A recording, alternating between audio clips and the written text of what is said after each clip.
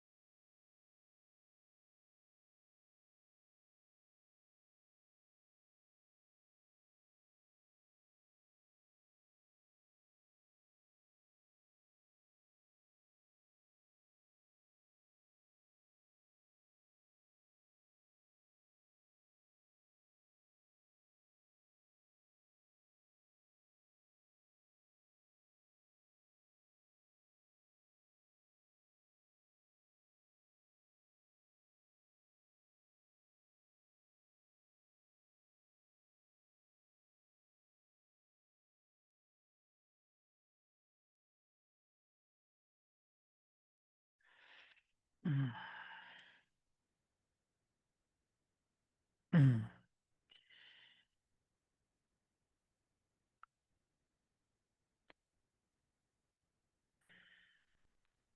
Ante todo, un cordial saludo. Muy buenas noches a todos los estimados colegas.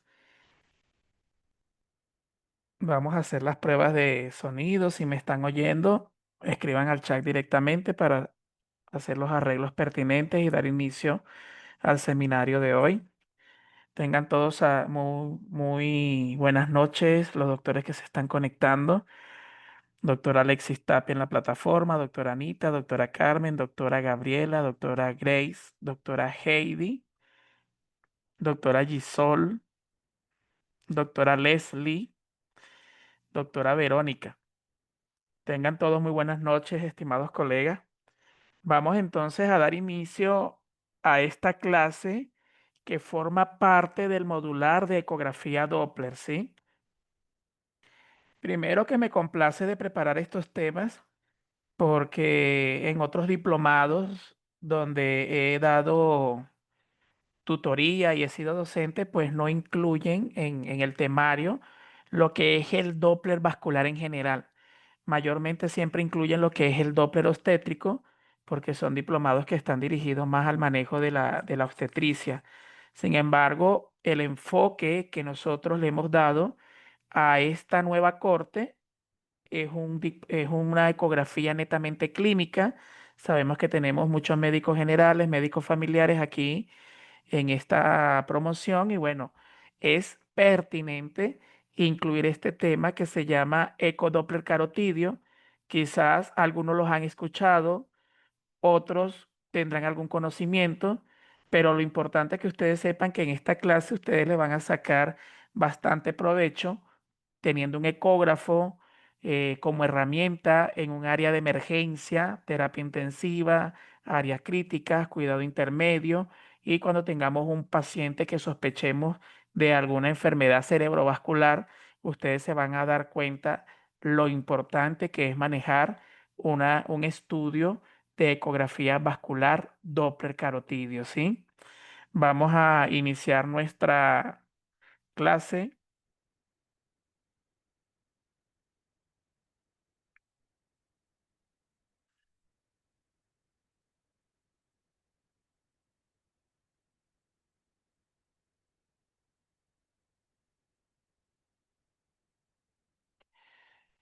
Ok, estimados colegas, vamos entonces a dar inicio a nuestro seminario, el cual tiene por título Ecografía Doppler carotidio, ¿sí?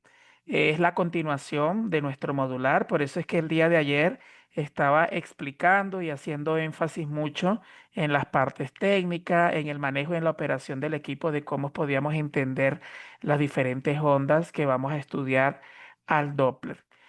Cada vez que nosotros vamos a hacer un ecodoppler en una zona del cuerpo, un Doppler, una fluxometría, van a haber datos de interés como pico sistólico, velocidades diastólicas, índice de resistencia, índice de pulsatilidad, que son elementos bien estudiados dentro de los índices fluxométricos. En este caso, cuando estemos hablando de velocidades, presten atención cómo es el comportamiento hemodinámico a nivel del flujo vascular de las arterias carótidas. Antes de iniciar la parte técnica y la parte ecográfica, quisiera dar un inicio o una introducción explicando por qué es tan importante el análisis Doppler fluxométrico de las arterias carótidas. Es de gran importancia porque tenemos estadísticas tanto a nivel nacional como a nivel mundial que la enfermedad vascular cerebral viene siendo una de las terceras causas de mortalidad en el mundo. Solamente en Estados Unidos se diagnostican aproximadamente 400.000 nuevos casos cada año. Imagínense la cifra de accidentes cerebrovasculares que hay.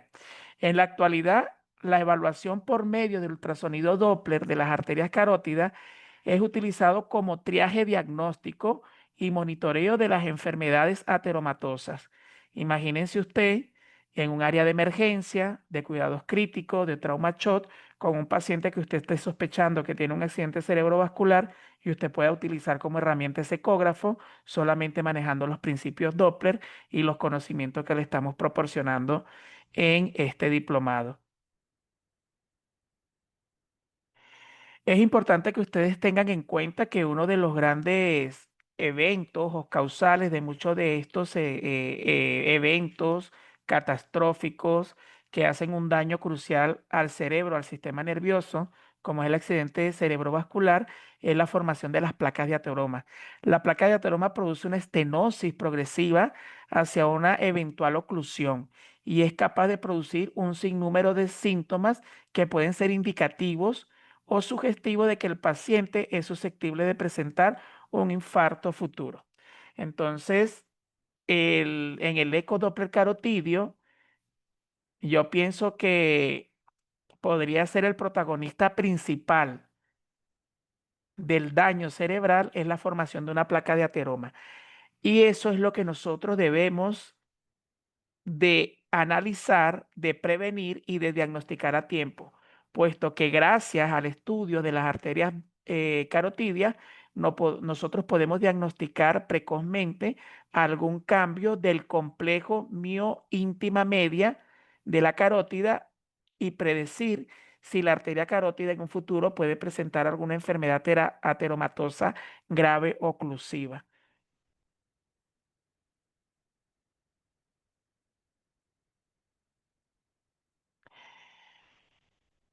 El 85% de la enfermedad vascular cerebral son de origen isquémico, ¿sí? Es decir, hay un cese o hay una obstrucción en algún territorio arterial de un vaso de gran calibre, un vaso de gran importancia, y esto pues va a comprometer o va a generar un daño neurológico más severo en nuestros pacientes. De estos aproximadamente el 80 y 90% van a ser causados por la aterotrombosis y procesos embólicos que afectan vasos mayores. Entre los vasos de mayor calibre, la enfermedad de la bifurcación carotidia va a causar el 25 al 30% de todos los eventos y el resto ocurre por compromiso de las arterias vertebrales extracraneales y de los vasos mayormente intracraneales.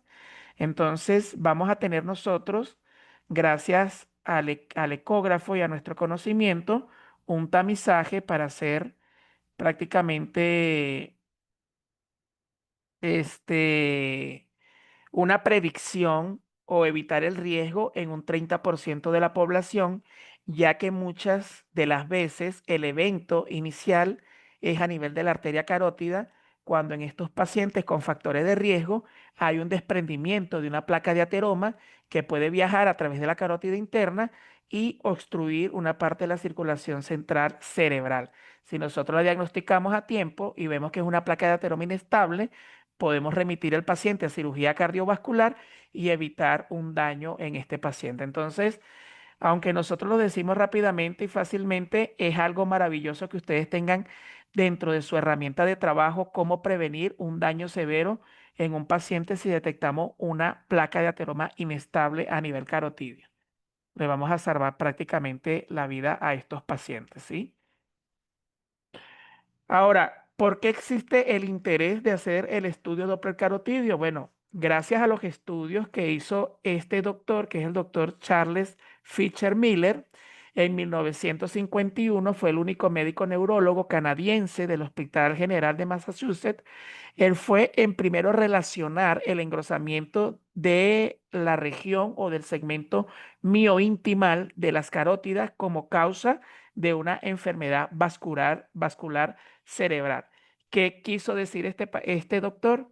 Este doctor relacionó o hizo estudios histológicos de los pacientes que habían tenido accidentes cerebrovasculares y él pudo observar que muchos de ellos, en la gran mayoría, presentaban un grosor del complejo íntima media mioepitelial, es decir, en el endotelio, el vaso está cubierto por un tejido interno, medio y externo, en este caso por células mioepiteliales o mioendoteliales. Entonces hay un engrosamiento en todas esas capas que puede predecir la formación de una placa de ateroma.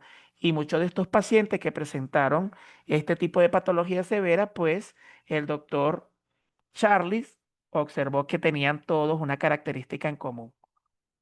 No podemos hablar de un Doppler de arteria carótida cuando no conocemos bien la anatomía. Hay que hacer un recuento de lo que es la arteria carótida, cuáles son sus afluentes, de dónde nace, cómo se origina. Y para ello tenemos que empezar desde el bastón aórtico, desde la aorta. Recordemos que la aorta inmediatamente, cuando sale del ventrículo, las primeras ramas que va a aportar, vamos a colocar aquí en color, puede ser color negro. Las primeras ramas que va a aportar son las arterias coronarias, pues que van a estar eh, dadas para dar el suministro de oxígeno y nutrientes a todo el miocardio, ¿sí? Entonces, este gran bastón aórtico que se va a encontrar en el mediastino precordial, nosotros vamos a ver cómo van a emerger de él tres afluentes arteriales de gran importancia. Dentro de ella tenemos el primer tronco, que sería el tronco brachiocefálico. Decimos tronco brachiocefálico derecho porque está ubicada a la derecha, pero esto es como redundar, ¿sí? Porque no tenemos el tronco brachiocefálico izquierdo, porque dado de este tronco brachiocefálico derecho es donde va a emerger otra arteria, va a emitir dos ramas, que es la arteria subclavia. Ustedes ya saben que la subclavia se va a continuar con la arteria axilar, la braquial y bueno, va a dar toda la circulación a la extremidad superior y emite otra rama principal que es la arteria carótida común. Entonces la arteria carótida común del lado derecho emerge del tronco brachiocefálico, mientras que la arteria carótida común izquierda va a nacer directamente del bastón o del callado aórtico, ¿sí? Y la arteria subclavia izquierda también lo hace directamente del bastón o del cono aórtico. Entonces hay una pequeña variación de la anatomía. Lo que necesito es que ustedes entiendan cuál es el origen de cada una de las arterias. El objeto de interés está simplificado solamente al estudio de las arterias carótidas comunes y sus ramas, ¿sí? Esto es un modelo representativo. Aquí tenemos un modelo anatómico también representativo, donde podemos encontrar anatómicamente en la parte lateral del cuello, protegido por los músculos de la región anterior y lateral del cuello, ¿sí?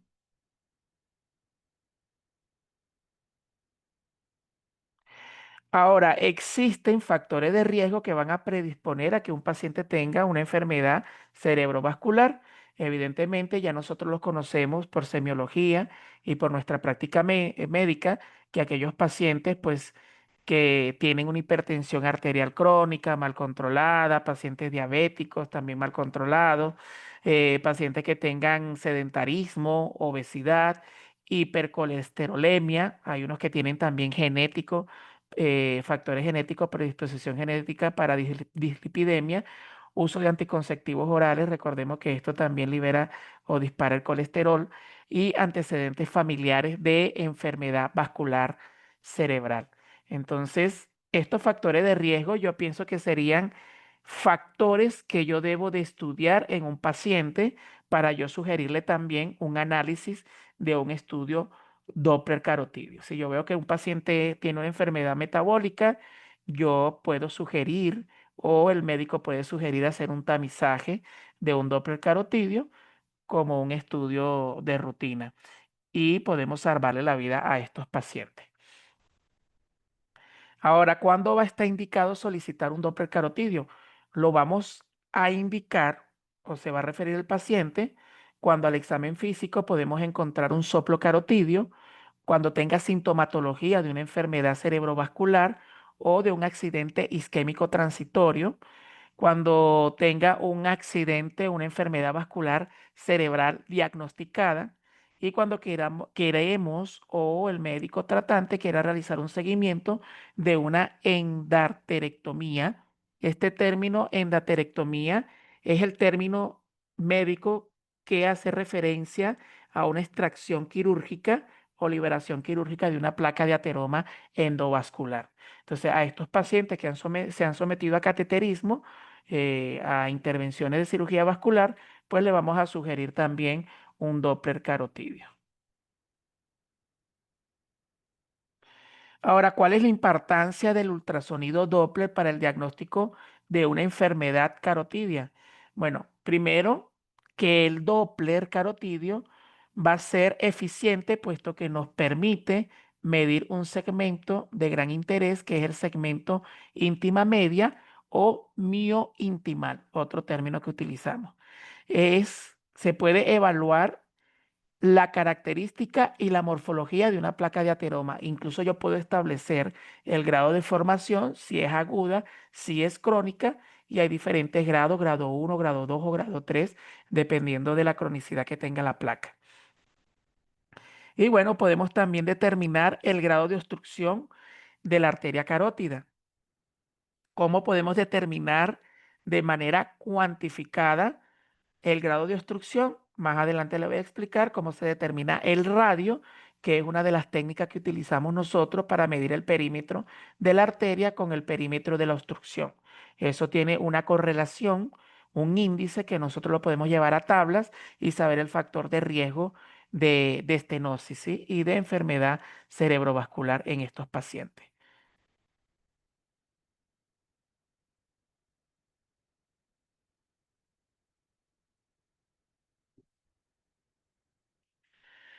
¿Cuáles son los parámetros Doppler que debemos nosotros de conocer? Bueno, número uno, cuando vamos a hacer el Doppler carotidio, debemos tener un conocimiento previo en la ecografía, yo creo que en todos sus aspectos, puesto que vamos a tener que trabajar con el cambio de frecuencia, vamos a tener que utilizar eh, un volumen de muestra. El ángulo de isonación debe estar más o menos a 54 grados y vamos a tener que empezar a analizar la fluxometría Doppler como estamos observando en pantalla. Entonces, más o menos, cuando nosotros realicemos el eco Doppler carotidio, yo le voy a explicar cómo se maneja este volumen de muestra.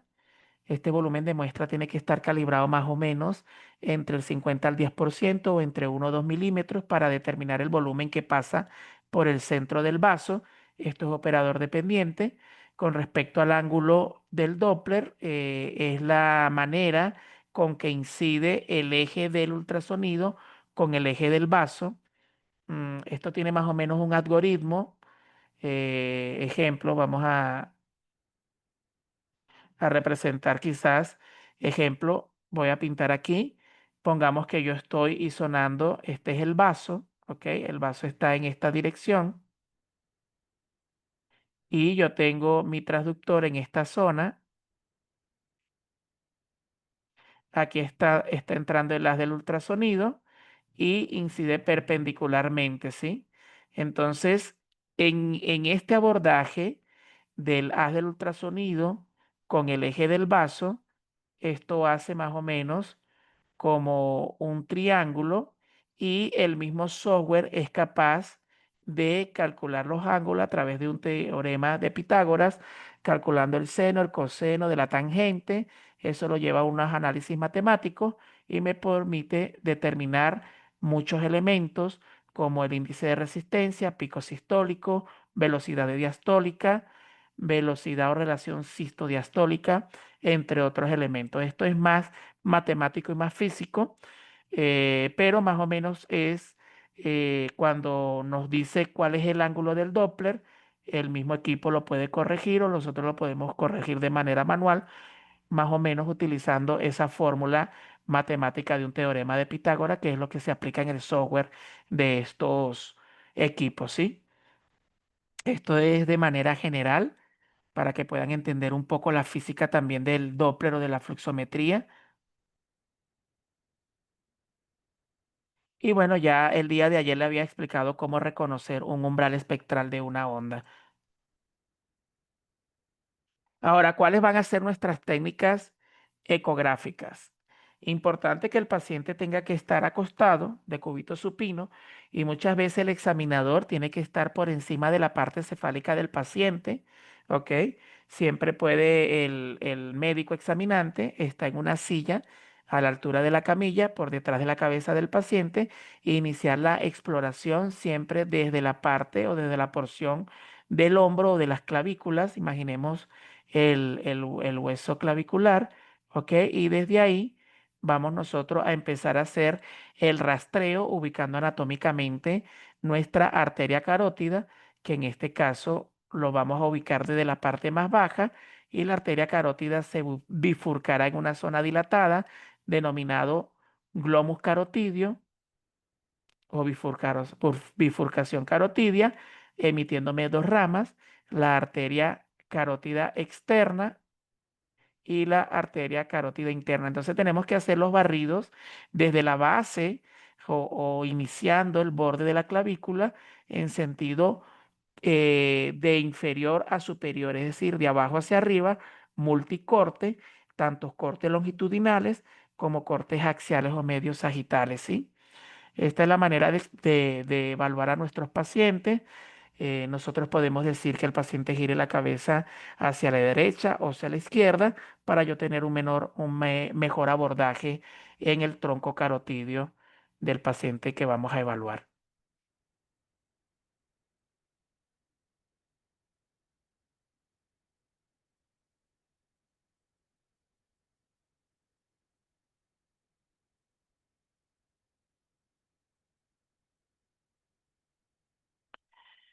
Bueno, aquí tenemos las dos maneras también de evaluar. La técnica que yo aplico es la que tenemos en la primera pantalla. Yo siempre me coloco a la derecha del paciente, así lo he venido haciendo desde que me estoy formando en el ultrasonido, pero hay quienes prefieren esta posición como tiene el doctor en la segunda pantalla que se ve hacia la derecha de la diapositiva.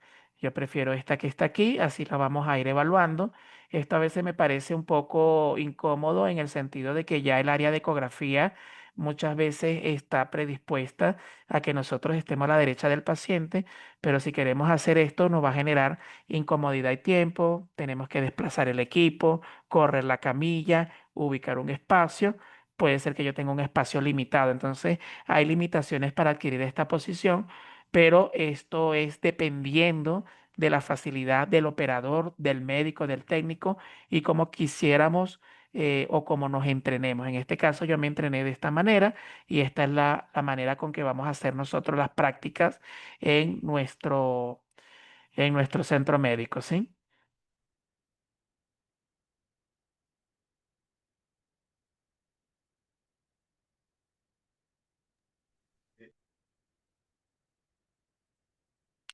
Entonces aquí tenemos el protocolo de exploración. Vamos a tener que hacer multicortes, tanto longitudinales como transversales en nuestros pacientes. Aquí tenemos en el centro la imagen anatómica del cuello de nuestro paciente.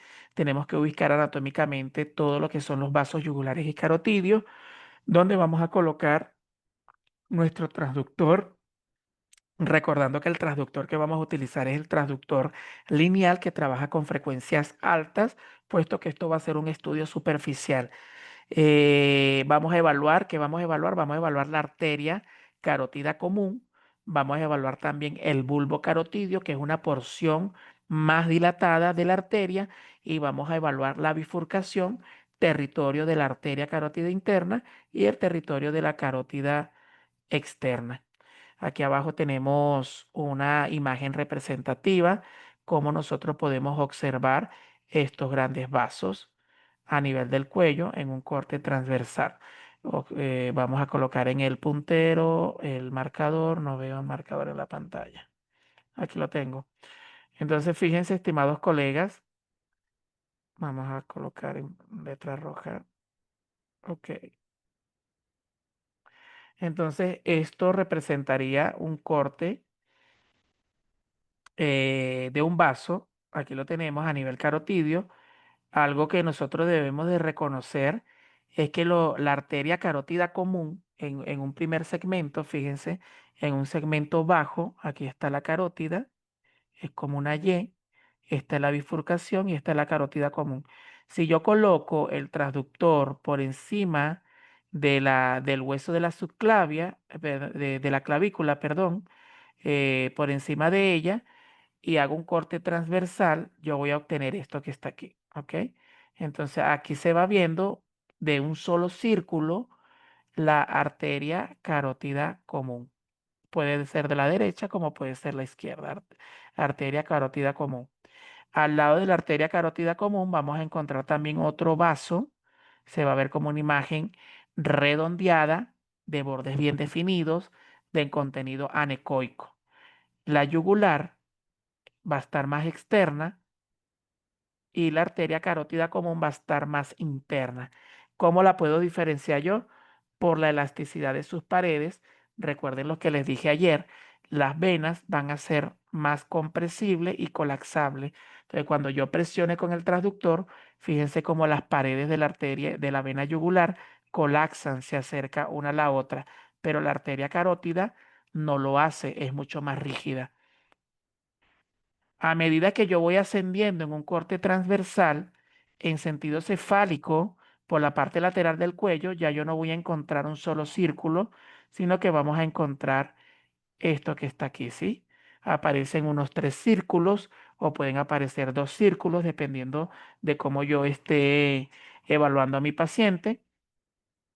Una de ellas estará representada por la vena yugular y dos de ellas van a representar la bifurcación de la arteria, la que está hacia el lado externo sería la arteria carótida externa y la que está más hacia la línea media sería la arteria carótida interna, ¿sí?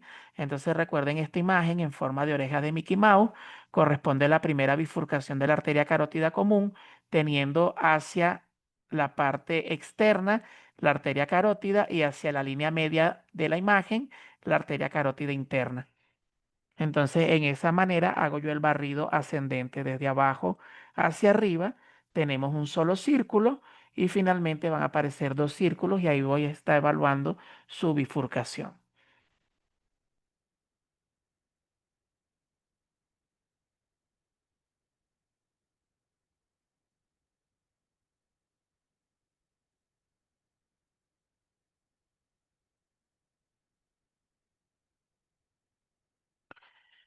Esto más o menos lo que tenemos acá es una representación también ecográfica, una imagen ecográfica, pero ya con un corte longitudinal del tronco carotidio, ¿sí? Aquí estamos explorando longitudinalmente, donde podemos ver la arteria carótida común. Desde la clavícula se explora hacia la base de la mandíbula. Podemos evaluar su bifurcación, teniendo en cuenta que en el nivel de la bifurcación evaluamos la arteria carótida interna, la arteria carótida externa y también en el corte longitudinal y hacia posterior, detrás del paquete muscular, podemos encontrar territorio de la arteria vertebral, ¿sí? Aquí podemos evaluar el corte longitudinal, fíjense, la C marca la arteria carótida común, ella va a ser como una Y, como una Y, entonces aquí se ensancha Esto es lo que se llama bulbo carotidio. Y el bulbo carotidio es importante porque aquí se va a generar de un flujo laminar, se genera un flujo turbulento y va a ser el asiento de la formación de placas de ateroma. Fíjense cómo se forma la Y, ¿ok? Ahí vemos cómo se forma la Y. Y evaluamos que hacia posterior, ¿ok? Hacia la parte posterior vamos a encontrar la arteria carótida interna, esta que está aquí, y la que está más anterior es la arteria carótida externa.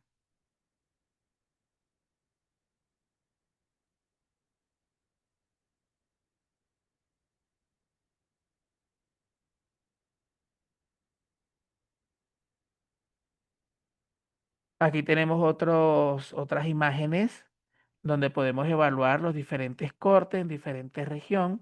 Podemos evaluar regiones laterales, anteriores, regiones posterolaterales y posteroexternas. Y esta es las diferentes maneras con que yo puedo abordar el territorio de la carótida, ¿sí? Entonces aquí, fíjense, en la A, esto es un abordaje anterior, esto que está aquí es un abordaje lateral, es decir, anterior al cuello, lateral al cuello, posterolateral y posterolateral externo, y este es el que más utilizamos para evaluar o buscar la arteria vertebral.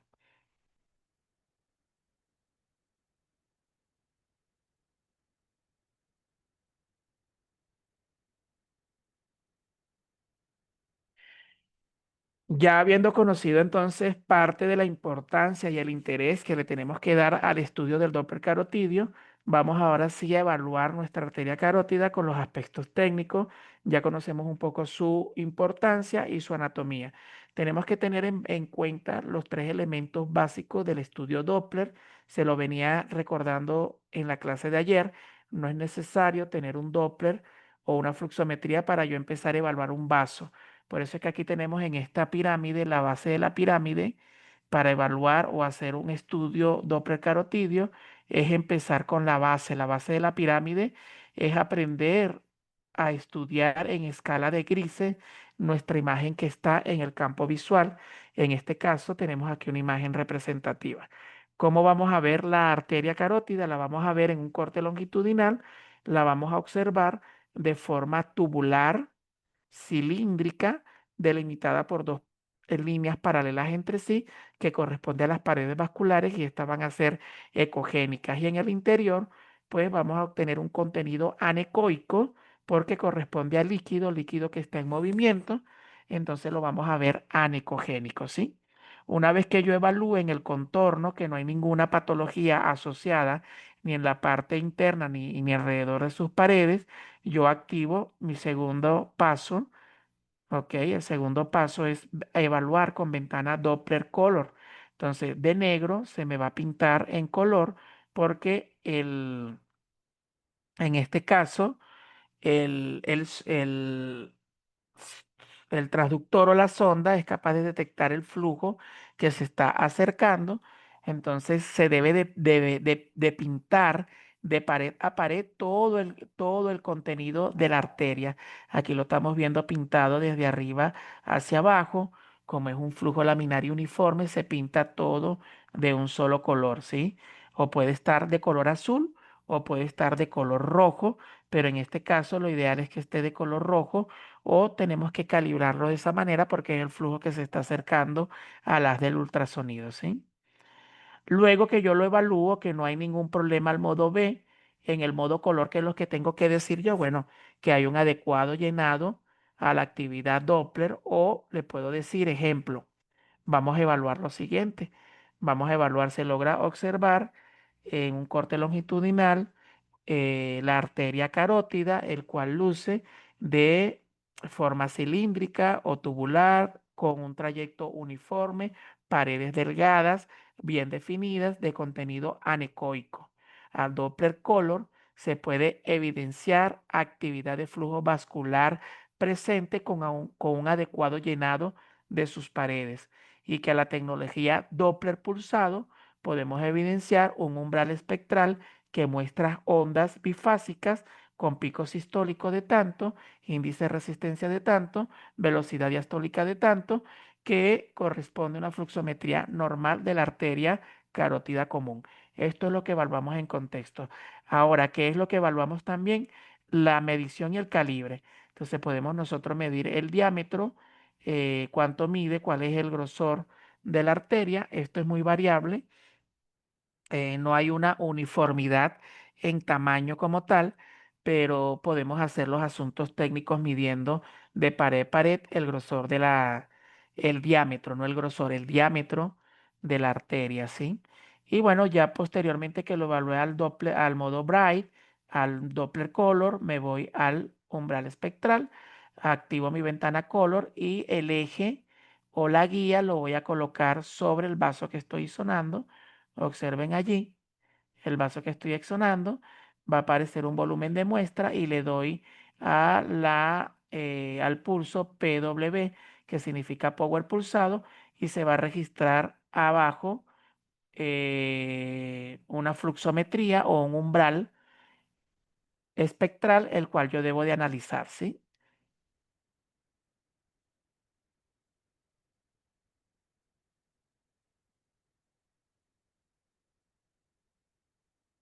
Entonces, ¿cómo podemos evaluar en escala de grises nuestras arterias carótidas? Se van a ver como una estructura anecoica, donde podemos distinguir en sus paredes unas líneas muy finas, discretamente ecogénicas, que me representa el complejo o las capas de la íntima y la media, que son totalmente delgadas.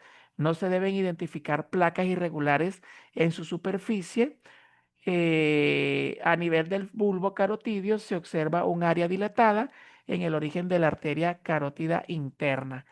Esto es un corte ya hecho con zoom, entonces es un segmento de la arteria que se está evaluando y ustedes pueden evaluar que cada pared también es como un sanduchito. Fíjense, tiene un borde interno y tiene un borde externo y tiene un contenido medio, ¿sí? Eso es lo que nosotros denominamos complejo íntima media y se mide de borde interno a borde interno, no se mide desde la parte de afuera, solamente lo que está hipoecoico, es decir, de aquí hasta aquí. Este es el complejo íntima media, ¿ok?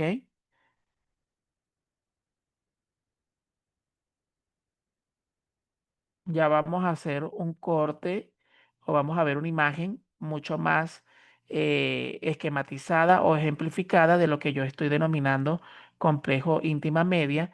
Si nosotros vamos a hacer un corte transversal, hacemos una pequeña rebanada microscópica de ese vaso o de cualquier vaso arterial, nosotros podemos observar que ella es un cilindro, ¿ok? Y que es una estructura multicelular donde podemos encontrar desde la parte más interna hacia la parte más externa, la membrana elástica interna, las células endoteliales, células del músculo liso, fibras elásticas de colágeno, este contenido que está acá, y la membrana elástica externa, ¿sí?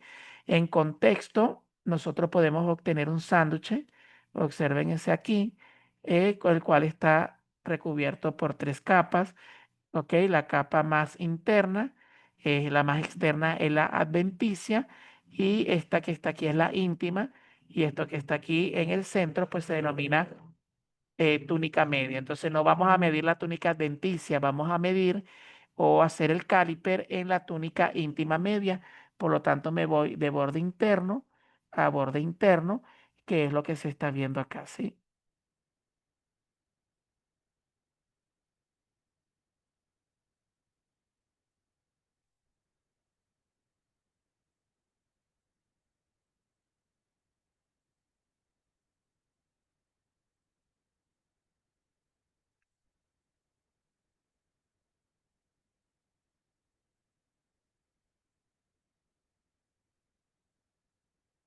Ok, en esta diapositiva nosotros podemos observar claramente cuáles son las características que pueden presentar un vaso y otro.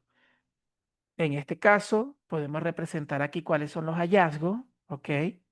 En esta columna tenemos ejemplificado las características de la arteria carótida externa y de la arteria carótida interna. Entonces podemos observar con respecto al tamaño, la arteria carótida externa generalmente es menor y la arteria carótida interna generalmente en tamaño es mayor, ¿sí?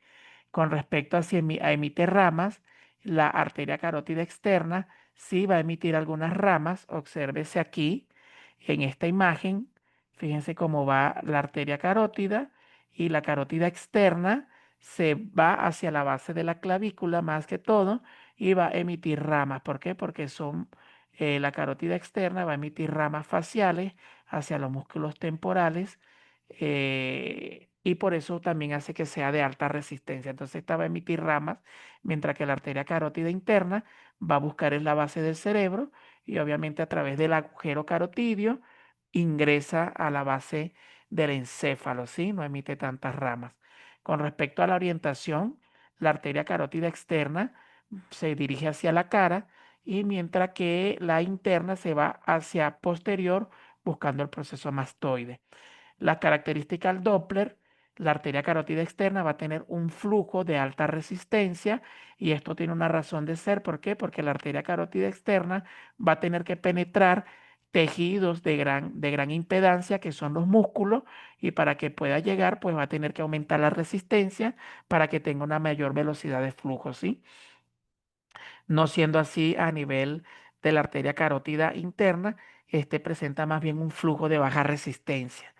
La presión en la arteria temporal hace que haya una alteración en la onda a nivel de la arteria cerebral, perdón, de la arteria carótida externa, mientras que la arteria carótida interna no va a haber modificación. Entonces, para aquellos que no sepan o no tengan un recordatorio de la arteria temporal, es una arteria rama que se emite de la arteria carótida y si nosotros hacemos presión aquí a nivel temporal, pues estamos interrumpiendo el flujo de la arteria carótida externa y se modifica la onda que es la base del flujo o el origen del flujo. Y esa es una manera con que podemos diferenciar cuál es la arteria carótida externa de la interna.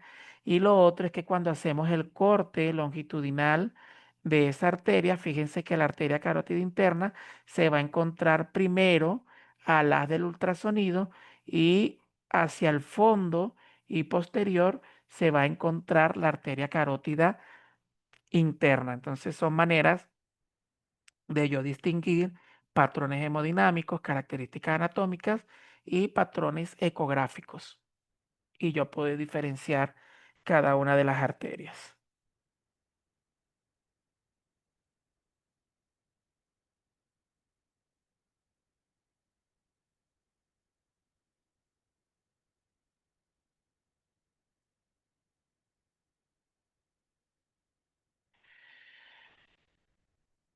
Otra de la arteria que nosotros debemos de evaluar son las arterias vertebrales, y se evalúan porque muchas veces nuestras referencias, las referencias que yo he recibido para hacer estudios Doppler carotidio, vienen o de médico internista o vienen de médicos otorrinos.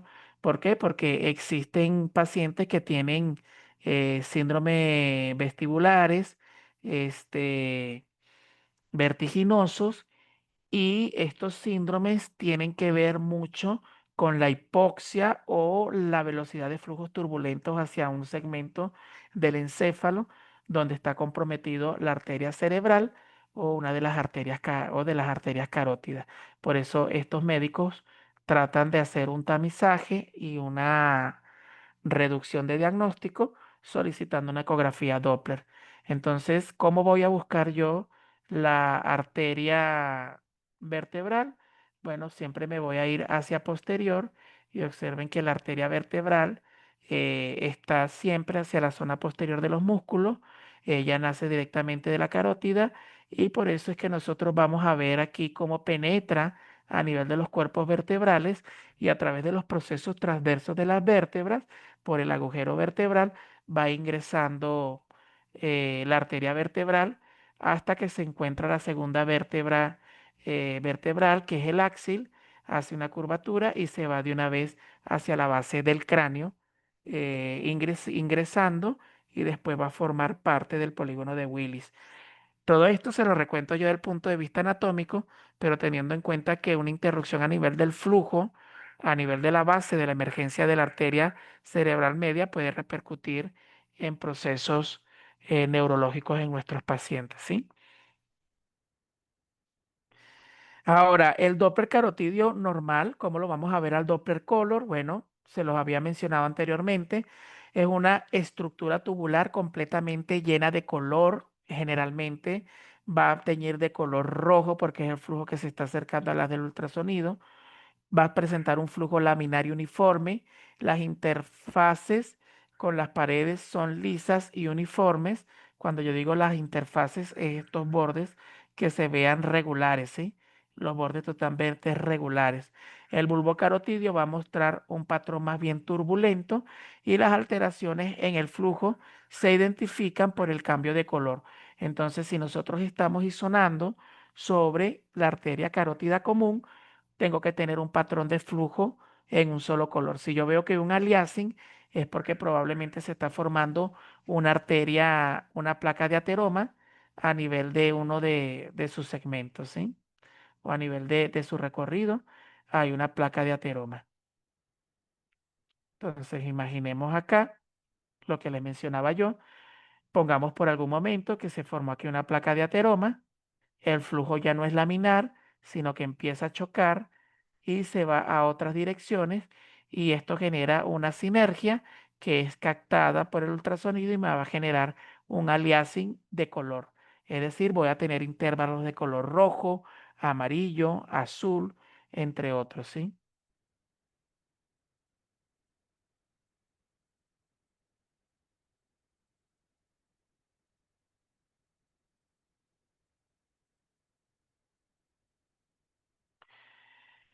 Ok, aquí tenemos un corte transversal. Tenemos un corte transversal de la ramificación de la arteria carótida.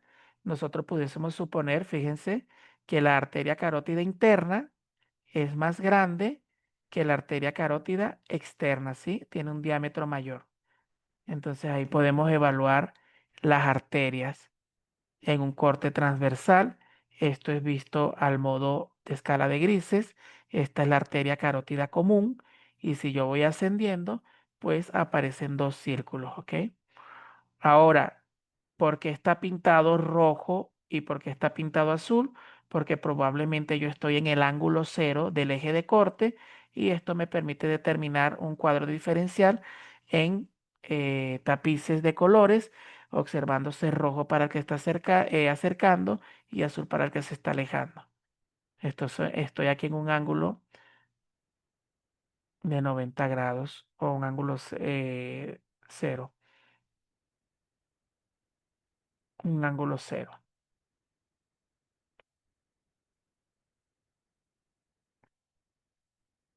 Aquí estamos observando ahora con el Doppler Color un corte longitudinal. Empezamos a hacer el barrido a nivel de la carótida común. Se forma una parte más ancha, este es el bulbo carotidio. Y obsérvense, aquí tengo el haz del ultrasonido. Estoy sonando aquí con mi transductor. Y fíjense que la primera rama que se acerca al haz del transductor es la carótida externa y la que se va hacia el fondo y posterior es la arteria carótida interna y la porción más dilatada y ancha corresponderá al bulbo carotidio. Igualmente no se deben de presentar tapices de diferentes colores, debe ser un color uniforme porque recordemos que aquí es un flujo laminar. Sin embargo, ese flujo laminar puede cambiar a nivel del bulbo carotidio. ¿Por qué? Porque recordemos que aquí hay una bifurcación y entonces hay un cese de la velocidad y por lo tanto se genera un flujo turbulento, ¿ok? Y ese flujo turbulento puede ser captado al Doppler a nivel del bulbo.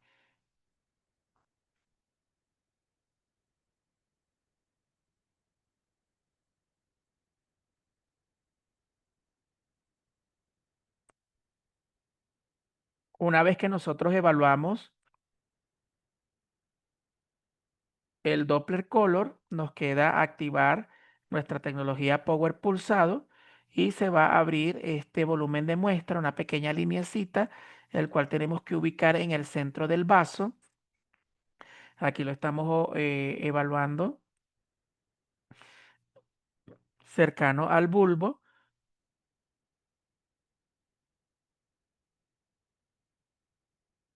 Algo muy importante es que este volumen de muestra, obsérvense aquí la guía, yo la tengo que posicionar sobre el vaso que voy a hacer el Doppler pulsado y ella tiene dos líneas así. Eso se conoce en el monitor como SB o volumen de muestra. Si yo activo el SD, yo puedo con la perilla modificar el volumen de muestra y alejar, es decir, esta lineecita la puedo pegar hacia las paredes y hacer un volumen de muestra más grande. ¿Qué quiere decir eso? Cuando yo digo volumen de muestra, es el equipo o la sonda le está haciendo un análisis espectral, es al flujo, al pequeño o al volumen de flujo sanguíneo que está pasando entre las dos líneas. Por eso se llama volumen de muestra. Si yo acerco mucho el volumen de muestra, entonces vamos a tener un pequeño volumen, ¿sí? Un pequeño espacio. Si yo tengo las líneas separadas en las paredes, voy a tener un gran volumen de muestra. Ahora, en una fluxometría, lo convencional es que el volumen de muestra represente 2 milímetros más o menos. Ese espacio 2 milímetros o que represente el 50% en el centro del vaso. Ese debería ser el volumen de muestra ideal. ¿Ok? Ahora, si ustedes se dan cuenta, dentro del volumen de muestra también aparece como una lineecita oblicua. Esa lineecita oblicua indica el ángulo de isonación. Entonces, ese ángulo de isonación va desde 0 grados en adelante y esto yo lo puedo modificar donde dice ángulo. En el sistema operativo busco la tecla ángulo y este ángulo se puede corregir, se puede colocar recto, paralelo o 0 grados con directo al eje del vaso o se puede colocar en 45 grados o 35 grados o 90 grados, ¿sí?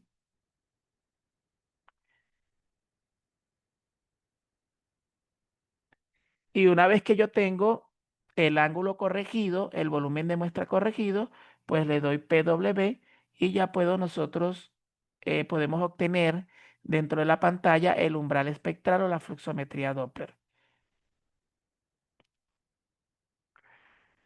Aquí tenemos, fíjense, tenemos flujos de otra dirección. Podemos observar una anormalidad. Primero, que si estamos evaluando el territorio de la arteria carótida común, ella debería verse más rectilínea, pero aquí está generando como una curvatura. Ya eso hace de que haya un signo de ateroesclerosis. Aparte de eso, que el volumen de muestra en el Doppler color había un llenado regular de sus paredes, pero aquí ya no está el mismo, no está el mismo llenado, ¿sí? Entonces hay un cambio en la velocidad, puede ser que estemos isonando sobre el bulbo o podemos estar isonando un cambio en el patrón hemodinámico porque aparecen dos tapices de color azul y rojo, puede ser aquí un flujo turbulento sobre el bulbo.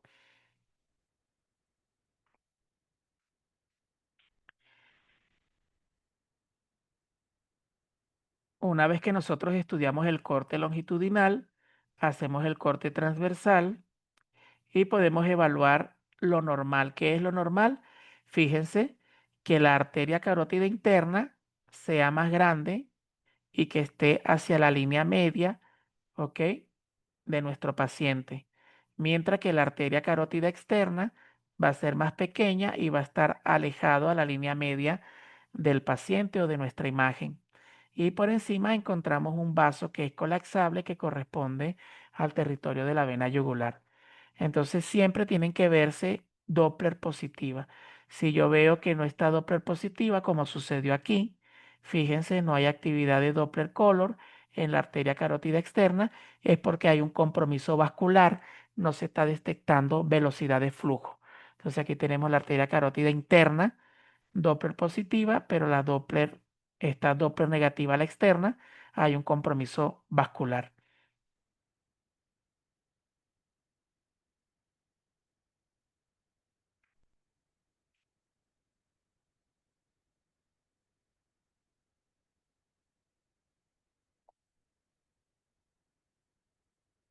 Aquí estamos obteniendo igualmente una imagen, pero esto correspondería entonces a una de las ramas de la arteria vertebral. ¿Cómo nosotros lo vamos a buscar? Vamos a irnos hacia la parte posterolateral externa del cuello del paciente, casi que buscando hacia las vértebras, y en ese corte vamos a ver cómo emerge, fíjense, esta pequeña arteria, que es la arteria vertebral, y cómo se va introduciendo a los cuerpos vertebrales. Entonces aquí es donde estudiamos la arteria vertebral.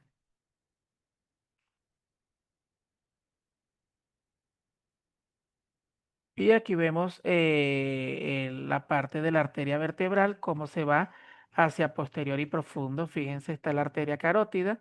Aquí estamos isonando también en un corte que me está haciendo algún tipo de artefacto por los cuerpos vertebrales, porque vemos aquí los espacios intervertebrales, pero aquí vemos la arteria vertebral. Fíjense, esta que está aquí, esta pequeña, corresponde a la arteria vertebral. Lo primero que tenemos que decir es que la arteria vertebral tiene actividad de flujo vascular presente o positivo, y después estudiamos la onda fluxométrica.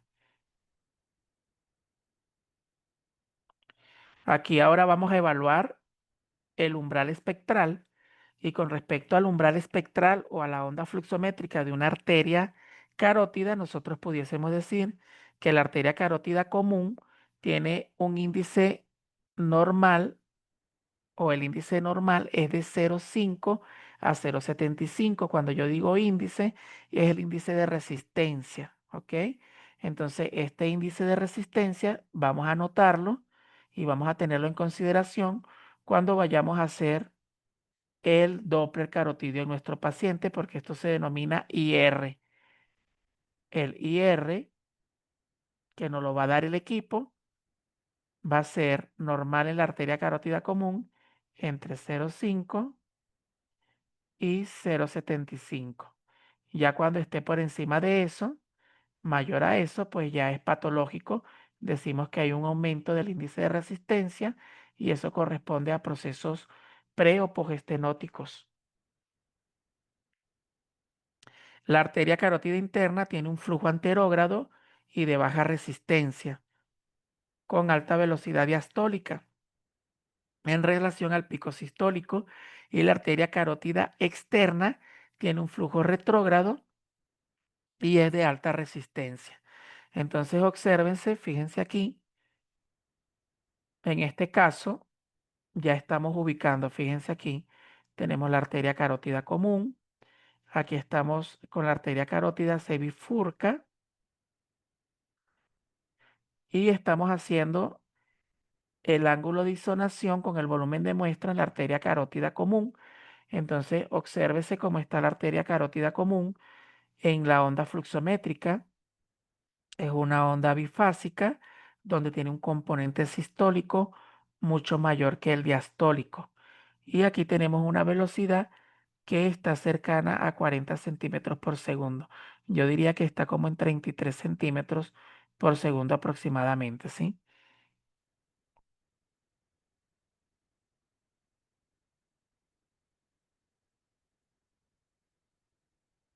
Mientras que la arteria carótida interna, fíjense que el patrón hemodinámico es muy diferente.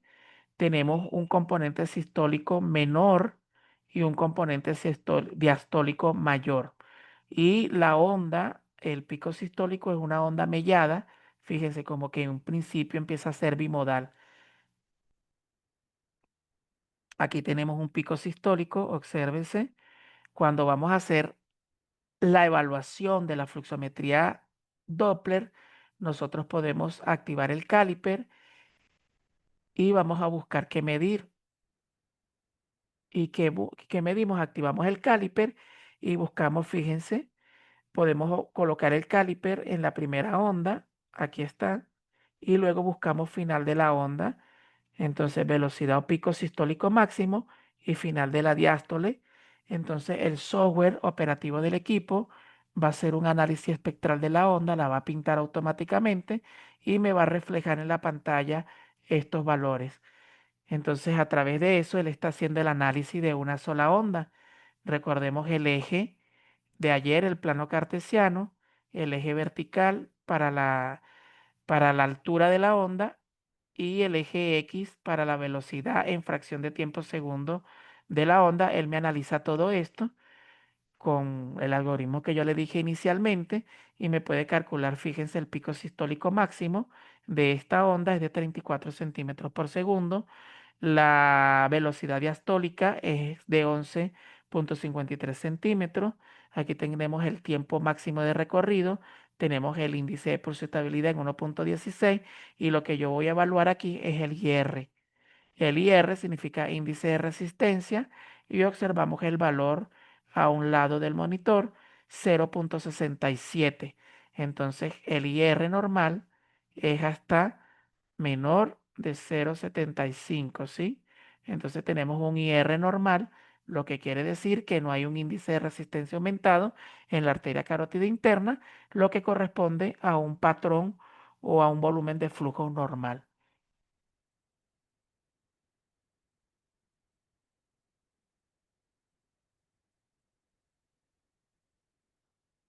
Aquí observamos la arteria carótida común. La arteria carótida común tiene también un mayor componente sistólico sobre el diastólico con pico sistólico mucho más alto. Aquí tenemos la velocidad sistólica de esta arteria. Vamos a empezar a analizar la onda nuevamente. Aquí tenemos el vaso sanguíneo, tenemos activado el PW. Fíjense dónde está el volumen de muestra. Aquí tenemos el ángulo de isonación y activamos PW y me aparece el umbral espectral.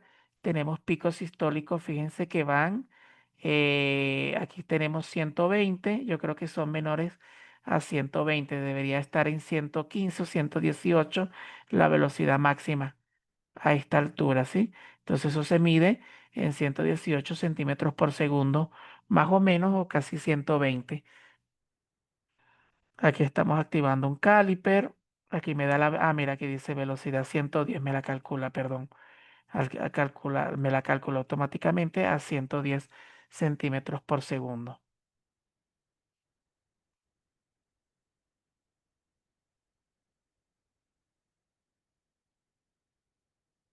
Aquí estamos isonando nuevamente, fíjense, en la imagen estamos observando una ecografía, un corte longitudinal de la bifurcación de la arteria carotidia, donde se está isonando o se está incidiendo directamente sobre la arteria carótida interna. Fíjense, estoy ubicando al Doppler color, es la que está más posterior y alejada de las del ultrasonido, y aparece mi umbral espectral.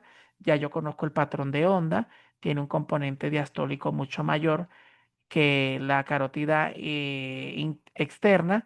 Y fíjense cómo es la onda, no es una onda picuda, sino que es una onda mellada. Y aparte tiene una ventana acústica limpia, fíjense, vacía, lo que me indica que es un buen flujo laminar. Cuando hay flujos turbulentos, esto se va a pintar en blanco, ¿sí? Entonces es una ventana acústica llena. Aquí tenemos los calipers, se activó aquí, se activó aquí.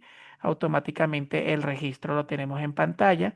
Tenemos velocidad pico sistólica máxima 71 centímetros por segundo, velocidad diastólica de 25 y el IR está en 0,64, sigue estando dentro de lo normal, no hay aumento del índice de resistencia.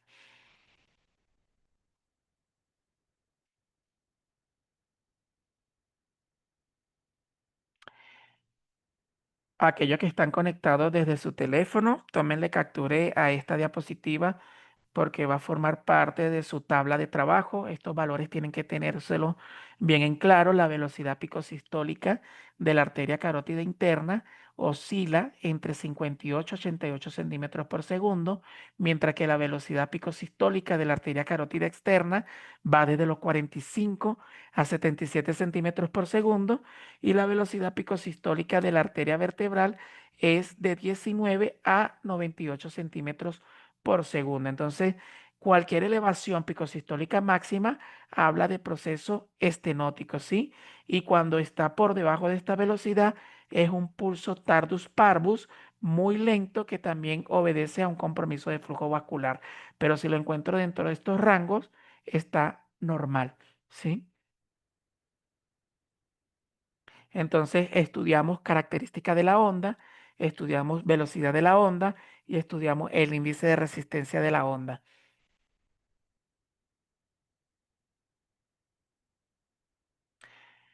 Esto es vamos a decir, un formato que se pudiese utilizar o que se utiliza para la cuantificación y la medición de los estudios Doppler carotidio.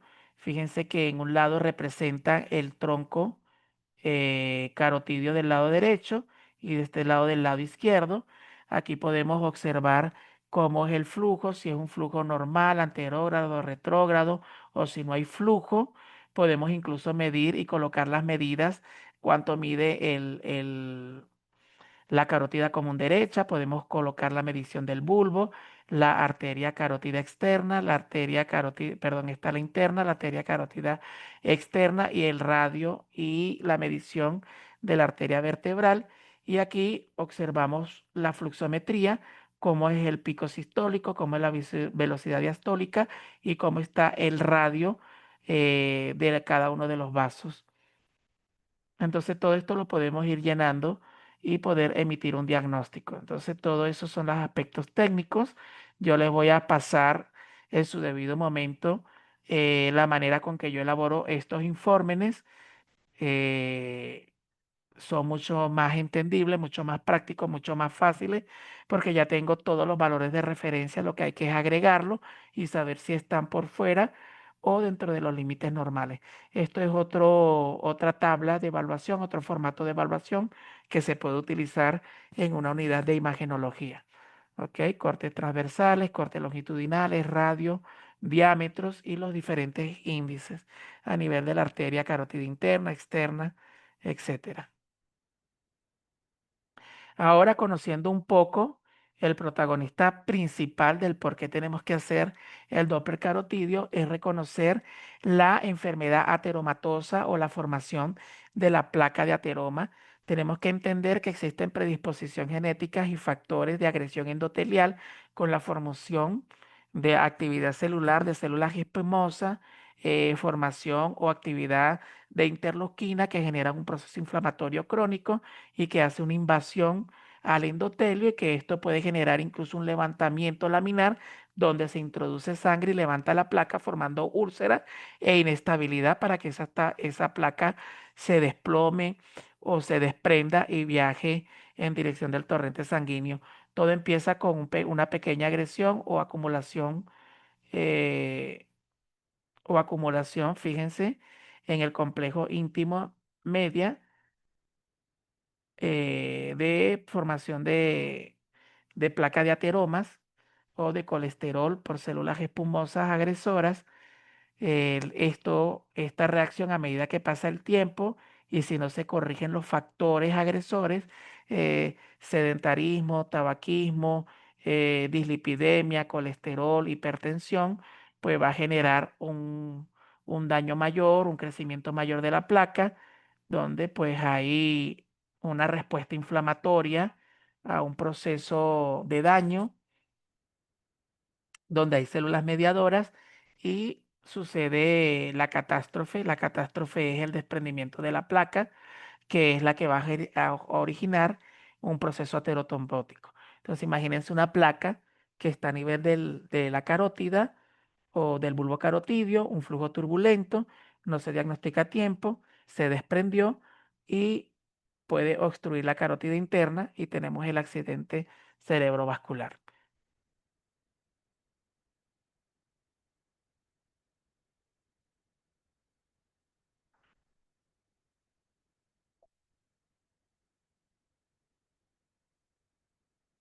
Entonces, el Doppler carotidio me permite evaluar al modo V y también pudiese ser el compromiso vascular al modo color. Es cómo va iniciando la enfermedad aterosclerótica o ateromatosa de la arteria carótida. Primero se va a presentar con un engrosamiento de la capa íntima media.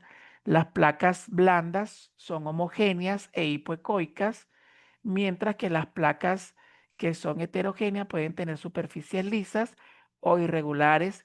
También se puede presentar de manera crónica calcificaciones y estas van a producir sombra acústica. La placa ulcerada se caracteriza por una depresión interna o un cráter y las placas pueden condicionar a una estenosis de la luz.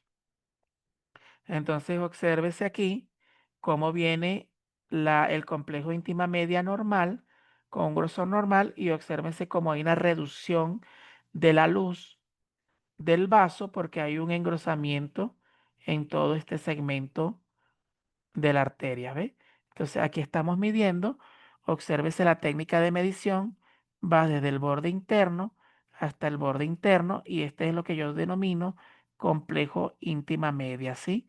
Entonces complejo íntima media, el valor normal va a ir desde 0,5 a 1 milímetro. Todo lo que esté por encima de 1 milímetro ya es un marcador precoz de una enfermedad ateromatosa y el paciente tiene que recibir tratamiento con atorvastatina, ¿sí? Y polipemiantes. Existen estudios, eh, bueno, que ya están certificados, validados, donde indican que si nosotros diagnosticamos una enfermedad ateromatosa de manera inicial, y corregimos con hipolipemiantes y hacemos controles cada 3, 4, 6 meses, podemos ver una reducción del complejo íntima media de estos pacientes, lo que significa una involución de su enfermedad. Entonces, todo lo que esté por encima de 1 milímetro es un marcador precoz de una ateromatosis carotidia. Paciente va a tratamiento hipolipemiante y hacemos control en 3 o 4 meses y volvemos a medir nuestro complejo íntima media para ver si hay una reducción. ¿Ok? Si no lo corregimos, el paciente sigue con su sedentarismo, sigue con los factores de riesgo y esto va incrementando progresivamente hasta que haya una estenosis, una interrupción de flujo y ese es el paciente que va a presentar hipoxia cerebral, somnolencia, daño neurológico, pérdida de la memoria, mareo, vértigo, entre otras cosas.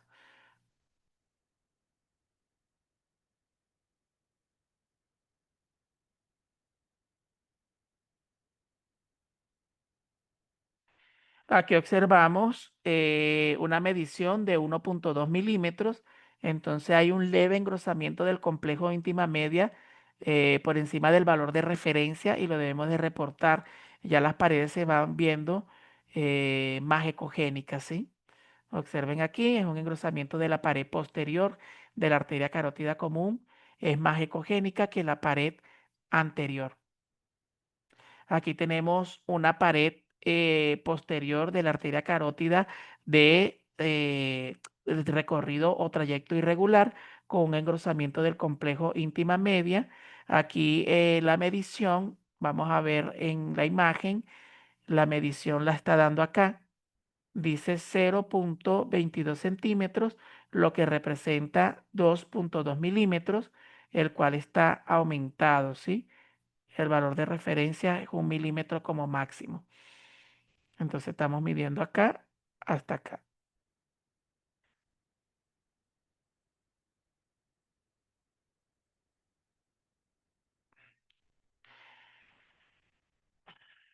Aquí tenemos otra imagen representativa. Le estamos dando zoom a nuestra imagen. Un segmento de la arteria carótida. La primera representa un corte transversal, la segunda representa un corte longitudinal, donde estamos observando un compromiso vascular al modo V o al modo Bright, evidenciándose un aumento del grosor del complejo íntima media. Se ve bastante hiperecogénico. No tenemos los calíper activados, no puedo medir, pero a simple vista probablemente se esté levantando allí ya una placa de colesterol donde hay una reducción de la luz. Algo muy importante que ya esto está generando una estenosis. Entonces observe el valor normal del vaso.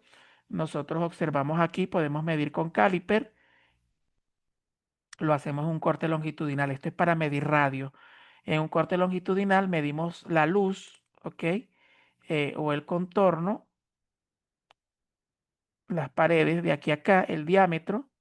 Entonces podemos observar que si esto mide, ejemplo, vamos a decir 10 milímetros, luego hacemos la medición de lo que está aquí y esto puede ser 7 milímetros.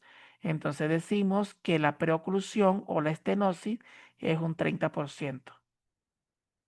Entonces eso también lo debemos de representar en nuestro informe ecosonográfico cuando veamos una enfermedad teromatosa. Describimos si es un aumento del grosor del complejo íntima media, si se ha formado una placa de colesterol, de qué grado es, si es grado 1, grado 2 o grado 3, y si está generando un proceso estenótico con una oclusión de su luz de un 30, 40, 50% del vaso que se está evaluando. Si yo quiero evaluar en radio, entonces yo lo que hago es evaluar el radio de la circunferencia en comparación con la circunferencia que me queda vascular. Entonces hago una relación y esto también me va a indicar el porcentaje. Ejemplo, si aquí el radio era 40 y de repente hago el otro radio y me quedo en 20, entonces ya sé que la estenosis es de un 50%.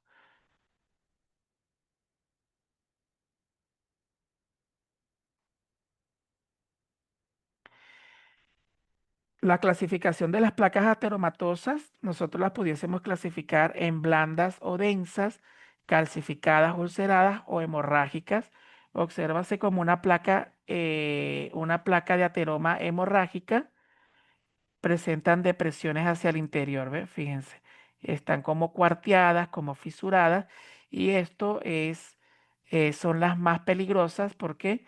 Porque a medida que va ingresando el flujo laminar, ingresa por esta depresión y va generando un levantamiento, es decir, tiene un efecto disecante, va disecando la placa de placa hasta que la levanta y se la lleva todo el torrente sanguíneo. Imaginemos que es la fuerza de un río llevándose una piedra en su camino. ¿Ok?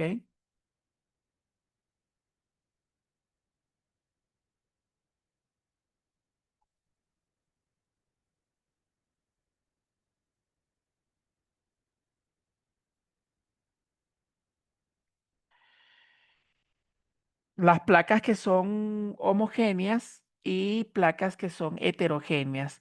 Vamos a describir cada una de ellas. Con respecto a las placas que son homogéneas, nosotros podemos observar que su arquitectura es totalmente homogénea e hipoecoica, mientras que las placas que son heterogéneas generalmente son más hiperecoicas, van a dejar sombra acústica posterior y eso corresponde pues a una placa crónica estadio 2 o 3.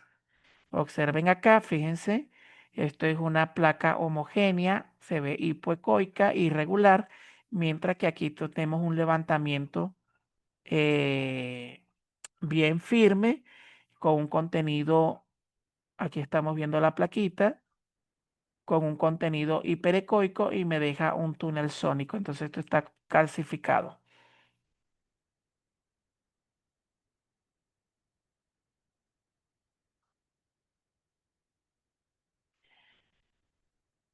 Las placas que son inestables también pueden verse heterogéneas, pero pueden presentar a su vez zona de hemorragia intraplaca, que es lo que yo le mencionaba. Es como una fisura, como un agrietamiento. Hay una solución de continuidad, no se va a ver totalmente uniforme, sino irregular. Hay menor cantidad de calcio, hay mayor cantidad de lípidos y hemorragias intraplaca, y es más probable que causen síntomas. ¿Por qué? Porque esta es la que va a generar flujos turbulentos de mayor cantidad con compromiso vascular hacia el encéfalo y es el paciente que va a presentar daño o secuelas neurológicas. Aquí estamos observando una placa heterogénea. Obsérvense cómo se ve el volumen o el calibre del vaso. Aquí estamos viendo el complejo íntima media. Aquí hay un engrosamiento del complejo íntima media y hay una sección, ¿ok? Una sección de la placa. Esto probablemente se está disecando, se está levantando, ¿sí? ¿Sí?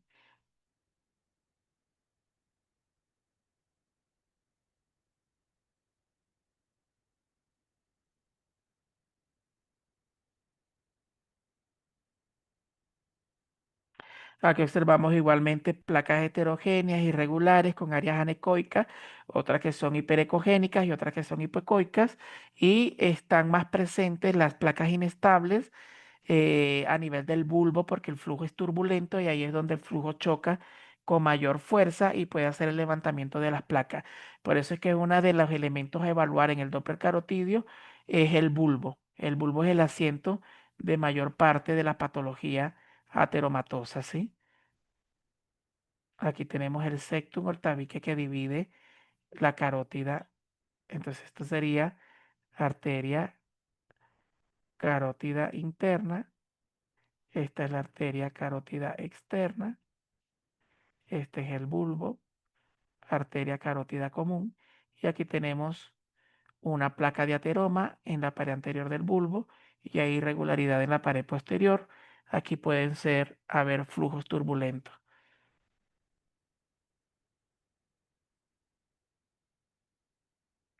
Aquí tenemos otra imagen característica al modo B.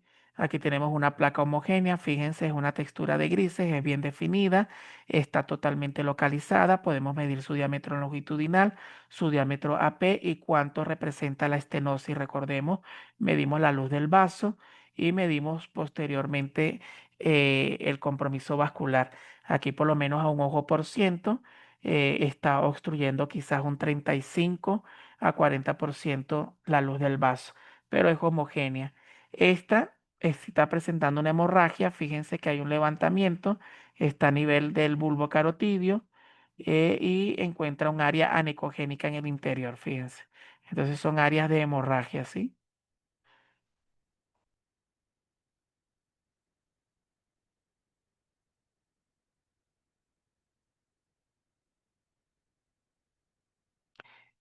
Esto es como recordatorio cuando nosotros vamos a observar ya el modo B, activamos el modo color y así tiene que verse como una Y, como una Y volteada, ¿sí?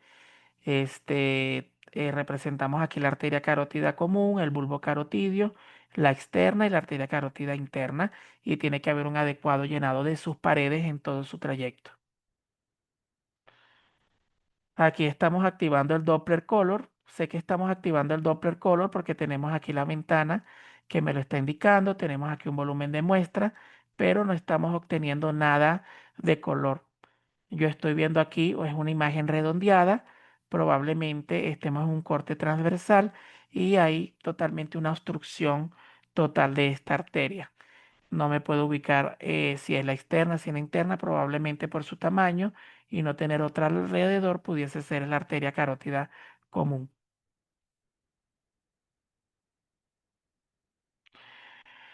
Esto es más o menos la fisiopatología de la enfermedad aterosclerótica. Ya esto lo venimos conociendo mucho en la parte de fisiopatología de nuestra carrera como médico. Yo lo que le hago es un recordatorio, grosso modo, de lo que realmente pasa a nivel celular. Hay participación mucho de lo que son las células espumosas. Hay reacción inflamatoria con cascada de información de moléculas interleuquinas. Hay respuesta mediadoras terceros mensajeros. Hay una serie de reacción como que si fuese una agresión al endotelio y por eso hay participación, agregación plaquetaria entre todo que me va a generar cada vez más una reacción proinflamatoria en el vaso con acumulación de depósitos de colesterol y calcificación, ¿sí? A medida que va pasando el tiempo, pues esto va a generar una estenosis cada vez mayor.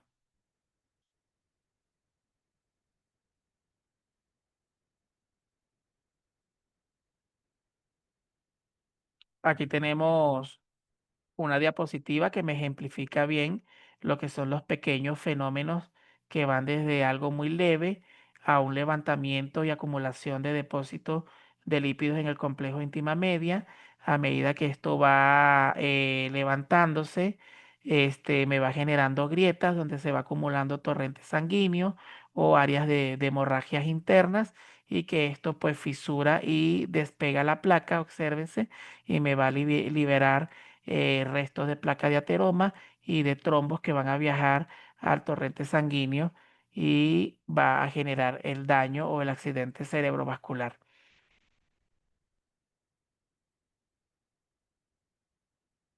Esto es lo que no debemos de observar en el Doppler carotidio. Fíjense en la imagen, es un Doppler color que estamos evaluando. Tenemos un llenado irregular que ya viene desde la arteria carótida común y que se acentúa o que se intensifica a nivel del bulbo carotidio. Aquí podemos observar un levantamiento de su pared. Aquí hay una P que significa placa y observamos como una reducción de su lumen. Aquí hay otra placa. Entonces tenemos aquí un diámetro que pudiese ser 8 milímetros, ejemplo, y aquí se redujo más o menos una tercera parte, ¿sí? Ni siquiera la mitad. Esto me va a generar un flujo turbulento con compromiso vascular que se va hacia la arteria carótida externa, pero fíjense que más compromiso hay hacia la arteria carótida interna, se ve más aliasing en esta dirección. Y esta es la arteria que va a llevar suministro de sangre ¿a dónde? Al cerebro, al encéfalo, para nuestras funciones cognitivas y motoras. Entonces, en el área de la placa no se ve señal Doppler color, pero a su alrededor se ve una turbulencia, lo que denominamos aliasing de color, es la interpretación de varias gamas de colores. Las placas que son hipoecoicas y los trombos que no se ven en la escala de grises, el Doppler color es útil para demostrar el efecto de llenado, ¿sí? El Doppler color puede demostrar los límites de la luz y demostrar cualquier área de estrechamiento. Aquí podemos ver y corregir en caso de que tengamos la ganancia no adecuada, el foco no adecuado o una placa muy hipocogénica, corregimos con el Doppler color y confirmamos diagnóstico. Aquí tenemos igualmente una preoclusión, yo creo que algo significativa. Venimos aquí del territorio de la arteria carótida común. Hay un buen llenado a nivel del bulbo, hay buen llenado a nivel de la arteria carótida y aquí en este caso hay un compromiso vascular, ¿sí? No hay un llenado adecuado.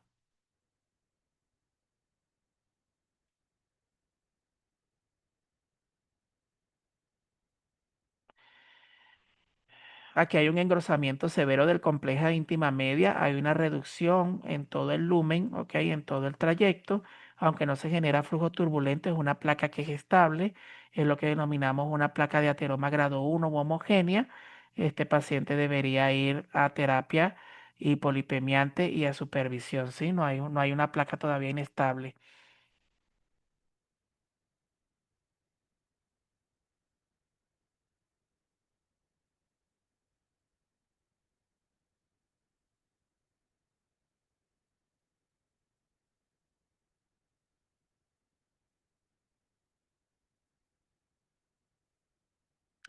Aquí observamos lo que yo le comentaba cuando estamos haciendo el corte transversal. Nosotros evaluamos el radio del todo el vaso y con relación al radio del volumen de flujo que tenemos presente. Aquí tenemos el corte transversal, observamos cómo vamos haciendo una demarcación de todo el vaso, ¿ok? Y luego hacemos otra demarcación del volumen que se activa en Doppler color y tenemos una relación entre el radio inicial y el radio posterior y esto me va a sacar un porcentaje de estenosis. Estas escalas las podemos encontrar en internet y podemos hacer estudios comparativos. Aquí son criterios modificados de la Universidad de Washington para la enfermedad carotidia. Aquí podemos nosotros ver cómo es el cambio de patrón hemodinámico en la fluxometría según el grado de estenosis. Fíjense, cuando tenemos un grado de estenosis ya calculado que va menor al 30%, el ensanchamiento espectral es mínimo. Vamos a decir que vamos a tener todavía ondas picudas, ¿sí? El pico de velocidad sistólica va a ser menos de 120 centímetros por segundo, es decir, no se va a ver modificado. Por eso es que en un principio yo les dije, tómenle capture a las velocidades de flujo. Estamos aquí hablando eh, a nivel de la arteria carótida común. Ahora, si tenemos una estenosis, de un 30 casi al 50%, entonces vamos a tener, en vez de una onda picuda, más bien un ensanchamiento espectral, una onda mucho más ancha, con una velocidad que sigue estando menos de 120 centímetros, no se ha modificado. ¿Ok?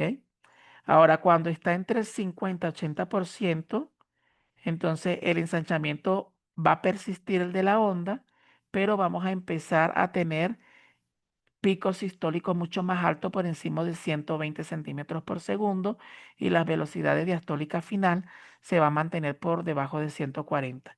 Ahora, cuando la velocidad, cuando el grado de estenosis o de estrechez está entre un 80 y 99%, fíjense que vamos a tener una onda ausente, ¿ok? Un ensanchamiento espectral ausente, perdón, y un pico sistólico mucho mayor a 120 con velocidades diastólicas de 140, mayores de 140. Ahora, cuando hay una oclusión total, es decir, se obstruyó o hay una estenosis total de la luz del vaso, no vamos a encontrar señal o umbral espectral, es decir, no vamos a tener onda ni siquiera bifásica, ni representación sistólica ni diastólica, y por lo tanto no tenemos ningún tipo de velocidad que estudiar, ni flujo sistólico ni flujo diastólico, porque no hay un paso de sangre que el equipo me registre.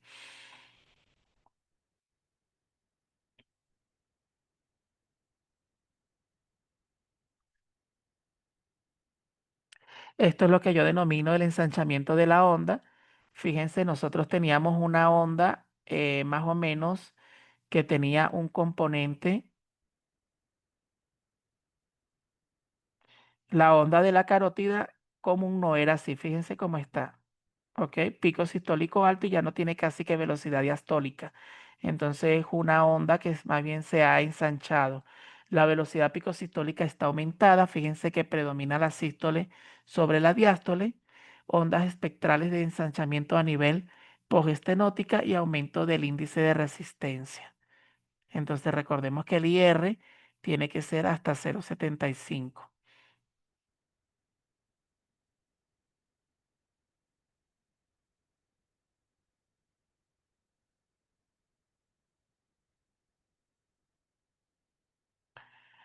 Aquí tenemos una estenosis mayor de un 80%. Observamos picos sistólicos súper elevados. Fíjense, los picos sistólicos predominan 2 veces más el volumen diastólico.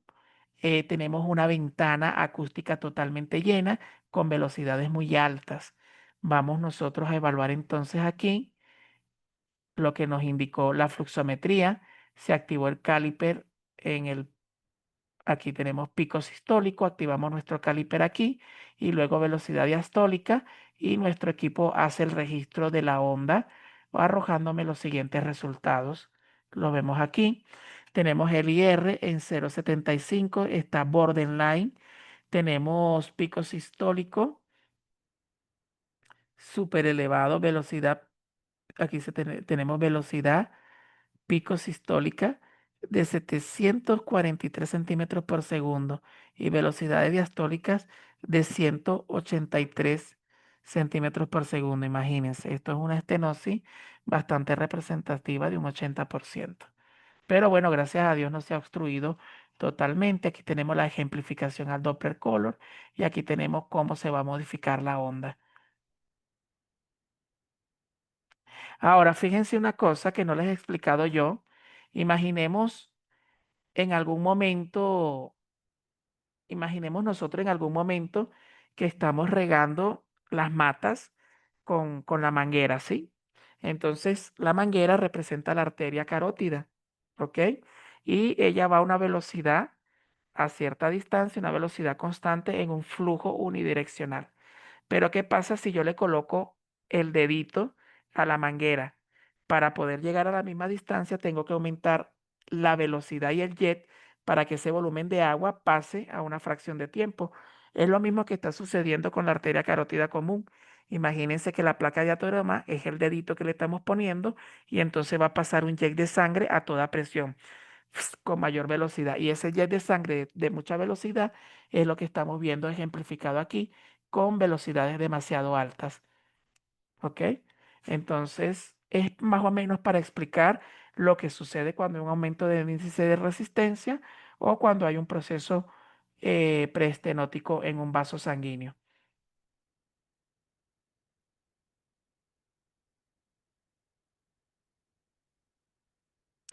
Aquí tenemos otra escala para evaluar los índices y el radio, valores de referencia que podemos tener. eh, los cálculos que hicimos a nivel de la arteria, esto es a nivel de la arteria carótida interna, cómo son las velocidades sistólicas cuando el grado de estenosis es menor del 50%, entonces cómo se van a ver representadas los patrones hemodinámicos, ¿sí? Fíjense el pico sistólico de la arteria carótida interna, cuando es normal tiene que ser menos de 125, cuando es menor del 50%, menos de 125 la velocidad sistólica, pero si la oclusión es de un 50-70%, ya la velocidad cambia por encima de 125 a 230. Cuando es mayor de 70%, pero sin oclusión, puede llegar las velocidades a 230 centímetros por segundo. ¿Ok? Esto me indica que hay una agregación o una placa más o menos menor del 50, más o menos mayor del 50, menor o 50% de estenosis. Estos son otros índices que valoramos y las relaciones. Ahora, esto es un estudio que me ejemplifica de manera la relación que existe entre la velocidad sistólica y el grado de estenosis. ¿Qué es lo que nosotros evaluamos? Bueno, aquí en este plano nosotros podemos observar en el eje X cómo se representa el diámetro de la estenosis. Entonces, mientras más estenosis hay, la velocidad sistólica máxima va aumentando, ¿sí? Entonces aquí tenemos representado el eje Y, aquí tenemos el eje X, el eje Y para la velocidad sistólica y observamos que ella, el valor normal es de unos 100 a 125 centímetros por segundo. Pero ¿qué pasa cuando la estenosis va aumentando? Pues la velocidad también va aumentando progresivamente o algorítmicamente con respecto al grado de estenosis. Si la estenosis es mayor, mayor será la velocidad sistólica. ¿Ok?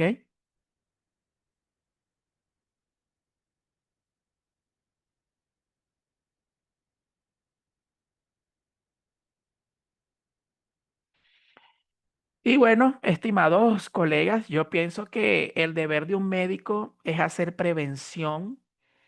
Eh, yo creo que en el servicio público de salud se, se hace un ahorro económico de muchos insumos, de muchos suministros. Imagínense el tiempo que puede durar un paciente. Primero, en el consumo de gastos, cuando llega la emergencia, todo lo que se necesita. Si el paciente no progresa los estudios que se necesitan realizar, tomografías, angiografía, paciente con deterioro neurológico va para terapia intensiva, la cama hospitalaria a día. O sea, todo el costo que genera una complicación de una enfermedad tenomatosa que nosotros podemos prevenir. Entonces, tenemos una función importante, tenemos un compromiso, hacer buenos diagnósticos, conocer la fisiopatología de la enfermedad, manejar muy bien el equipo, interpretar muy bien las diferentes modalidades del Doppler, Doppler color, Doppler pulsado y modo B, para hacer una adecuada atención primaria en este paciente para que no llegue a esto, al tratamiento final. ¿Cuál es el tratamiento final? Procedimientos invasivos por cateterismo, donde se busca el desprendimiento de la placa. Y este en los mejores casos, ¿ok? En los mejores casos que quizás son diagnosticados tardíamente, pero que no hay un daño tan severo como un ACV, un accidente cerebrovascular. Bueno, estimados colegas, esta es toda la bibliografía que estamos utilizando para desarrollar este seminario. Es un placer haber estado con ustedes en esta ponencia. Muchas gracias y queda abierto el foro de preguntas y respuestas.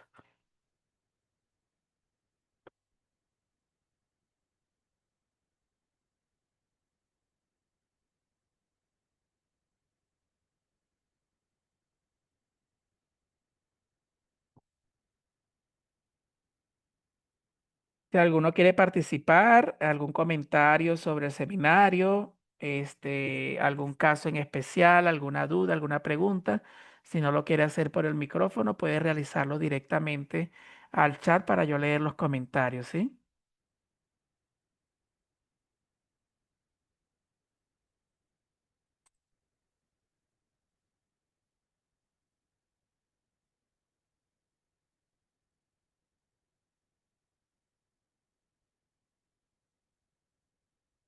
Los escucho. ¿Qué tal les pareció la clase? Por lo menos,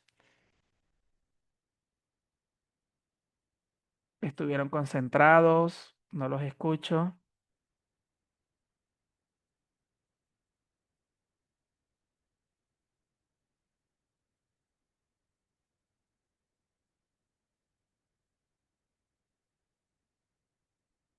¿Algún comentario, por favor?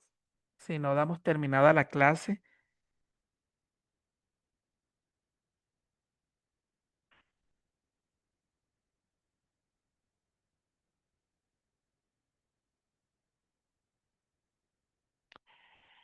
Ok, por allí nos indica cómo se calcula el índice de resistencia, ¿sí? El IR o índice de resistencia no tenemos que calcularlo.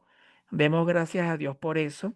Eso lo hace el software del equipo obteniendo el pico sistólico máximo con la relación de la velocidad diastólica final de la diástole. Hace una fórmula matemática y automáticamente me indica el índice de resistencia de pantalla. Se necesita muchos cálculos para calcular eso, pero ya el software tiene esos algoritmos y nos los da, nos los aporta. Nosotros lo que tenemos que activar es el caliper. eh, en el caliper, en el umbral espectral, colocar la velocidad sistólica y luego marcar la velocidad diastólica final.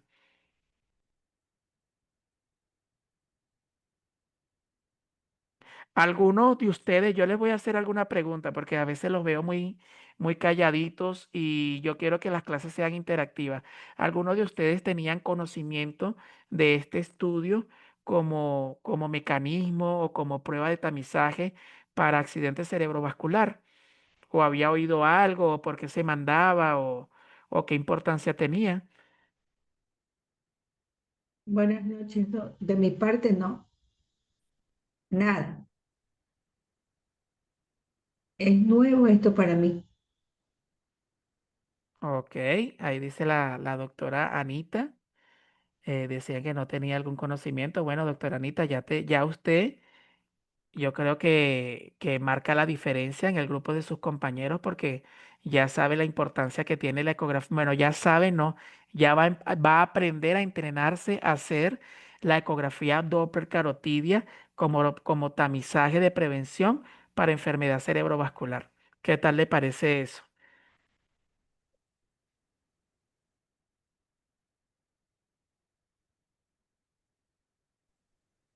Doc, buenas noches. Claro, de mi parte también sí conozco la existencia del estudio, pero evaluando el resultado. Mi experiencia, no tengo experiencia en la realización del estudio como tal, sino del conocimiento y del beneficio que puede ser para Ok, el bueno, diagnóstico no oportuno. tengo participación de los demás colegas. Le extiendo entonces un fuerte abrazo a cada uno de ustedes. Doctor, Ah, bueno, por aquí doctora tenemos otro Carlita, le estoy comentario muy haciendo una interesante, Dot. Incluso es un examen que casi no se solicita en consulta. Bueno, fíjense una cosa.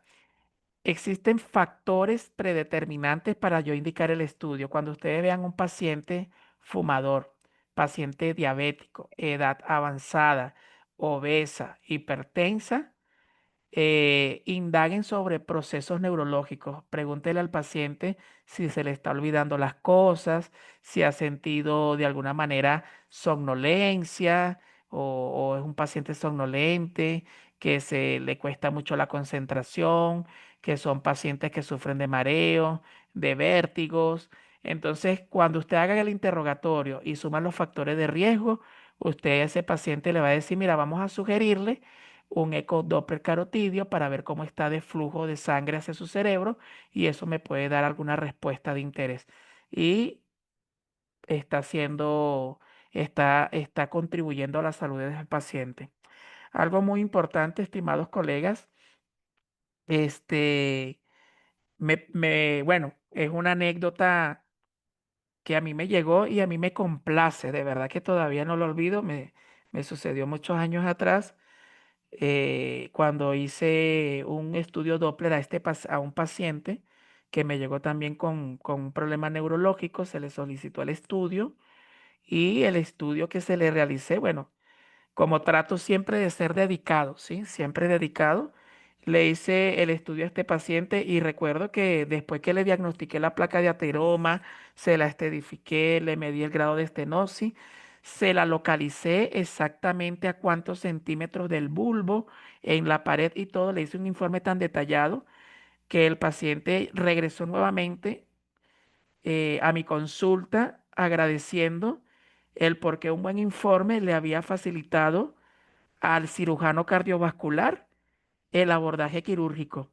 Y él dijo exactamente la placa estaba tal cual como la ubicó el doctor en el informe, a tantos centímetros de la carótida, del bulbo. Y bueno, esto para mí es algo muy placentero cuando nosotros tenemos la capacidad de emitir un informe que sea veraz, que sea confiable, porque eso habla mucho de la calidad de nuestro trabajo. Y créanme que a medida que ustedes trabajen con calidad, y con confianza y que tengan la seguridad de emitir un diagnóstico clínico, usted va a ser el punto de referencia de muchos médicos que de repente ahorita no tienen a dónde mandar a hacer un estudio ecodoppler carotidio y que quizás usted esté en una provincia, esté en algún lado donde pueda ser eficiente y pueda ser útil realizando este tipo de pruebas, ¿sí? Aquí nos indica la doctora Carmen Morante, sí conozco su existencia para tamizaje y tratamiento, pero no el detalle de su realización. Bueno, doctora Carmen Morante, encantado de ser yo el docente o el tutor que le haya proporcionado este conocimiento, número uno, para su carrera y número dos, para emplearlo en sus pacientes, ¿sí? Esto es una herramienta muy fundamental. Bueno, mis estimados colegas, dejamos la clase hasta aquí. Doctora Verónica Erazo nos dice gracias, muy importante este estudio. Es así, estimados colegas, importante. Tengan todo muy buenas noches. Damos concluida la clase el día de hoy, estimados colegas. Tenía presente dar la clase el día de mañana de ecografía Doppler renal, pero no tomé en cuenta que tenemos la práctica este sábado y este domingo de ecografía de pequeñas partes. Se me complica organizar todo lo que son los equipos para las prácticas médicas después de mi trabajo y regresar a dar la clase. Por lo tanto, no voy a poder dar la clase de Doppler renal el día de mañana. Vamos a hacer una pequeña pausa y más bien vamos a repasar nuevamente lo que es ecografía de pequeñas partes para aplicarlo en los pacientes en la práctica del día sábado y del día domingo, ¿sí? Entonces recuerden, este día sábado 16 y domingo 17 en el Centro Médico Punto Salud, sede Calderón, se estará desarrollando la actividad pertinente al modular de ecografía de pequeñas partes. Prepárense, repasen y bueno, los espero el día sábado. Vamos a iniciar a las 9 de la mañana esta práctica, ¿sí? El día domingo igualmente va a estar a las 9 de la mañana, está programada de 9 de la mañana hasta 2 de la tarde. Para cualquier médico que tenga alguna pregunta, alguna duda, aquellos que no se hayan incorporado en la práctica anterior, es el momento de que asista nuevamente a otra práctica para retomar algunos puntos. Muchas gracias, estimados colegas. Tengan buenas noches. Me despido y dejo terminada la clase. La doctora Gisol Reyes, doctor, tengo un paciente el día sábado. Gracias, linda noche. Claro que sí, doctora Gisol. Aquellos doctores que puedan traer algún paciente para hacer ecografías, tráiganselo para colocarlo en la lista de los pacientes que van a participar o que van a asistir a esta jornada, ¿sí? Muchas gracias, colegas. Fuerte abrazo y nos vemos para el día sábado. Recuerden, 9 de la mañana. Les voy a pasar nuevamente la dirección para aquellos que no la tengan. Gracias por su atención y por estar presente en esta plataforma educativa.